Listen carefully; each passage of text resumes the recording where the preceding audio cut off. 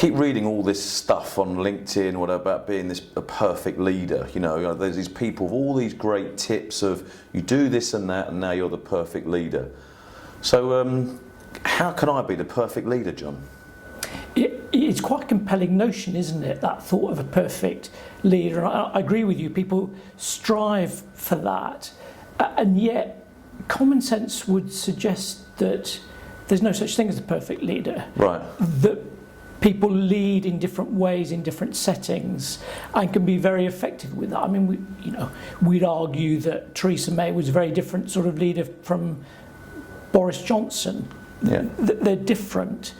So why people continue to ask the question is an intriguing one, as if there's some sort of aspiration above and beyond our common sense. I'm not quite sure what to make of that, but it has implications for organisational life, I think. Because I always find it fascinating that everyone's got an opinion of what the perfect leader should look like. But yes. Whenever you ask a group of people to write down the key components of what a perfect leader would look like, you often just get a list of ingredients. Yeah, a long list. A very, very long list. Yeah. And then you try and whittle that list down. So that's then followed by arguments as to why their quality or what they're saying should be in the list of the perfect leader. Yes. And then once you've got a consolidated list, there's always a huge amount of different discrepancies, that there are a load of great leaders that don't even fit that list. Yes. So there are always exceptions, aren't there? I mean, Gandhi was different from Margaret Thatcher. We sort of know that, but there's something.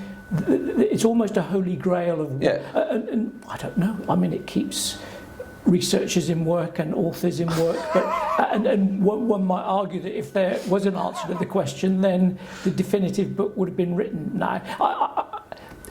Let's not forget that in the 60s and 70s there were some great people around, like Ken Blanchard and Warren Bennis, who were saying, let's move away from this notion of personality and let's actually look and see what leaders do. Let's look at behaviours. What do they actually do? And that shifted our thinking for some decades, I think, and still does. So if you look at leadership frameworks these days in organisational settings, they will be a mixture of those behaviours as well as personality characteristics. But there are dangers in that. Because leadership, to me, when you talk to organisations, always feels extremely one-dimensional. You have to fit in. You have to fit in. Yeah. Here's our list of leadership qualities, and do you tick the boxes? And if you don't, it generates all sorts of anxiety.